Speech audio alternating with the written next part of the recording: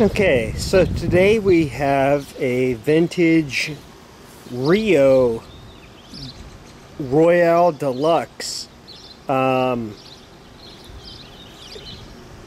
lawnmower that was given to me by a neighbor, and the Reo name actually stands for Ransom E. Olds, and was the start. It's the same company that built the Reo trucks that came about before Oldsmobile was started. And I'm currently changing the oil in it because this is what was in the crankcase. Yeah, that is not even oil. But we're going to do an oil change, give it a run, and then change the oil again. But the engine on it, it's not really, it's like a half of a V-twin, I guess you could say. It's a cast iron engine. I believe it's 1.25 horsepower.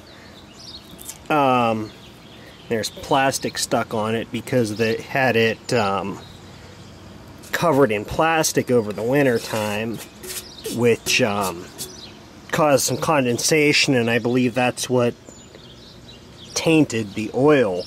But yeah, anyway, it's a the engine is model 211 type E1, serial number 56393. And I believe this is from the early 1950s, because from what I can see online, anything earlier would have had a round gas tank, whereas this one has the rectangular tank. But,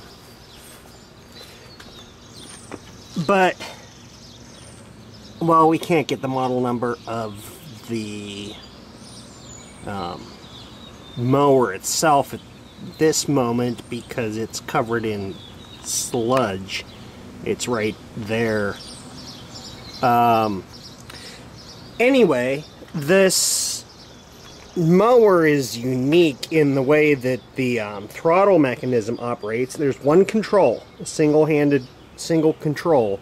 You turn it to operate the throttle and pull it back to operate the clutch. And the engine, it's unique as well. It's got a gear reduction, I believe it's 2-to-1 gear reduction, and the output shaft of the engine actually comes off of the camshaft.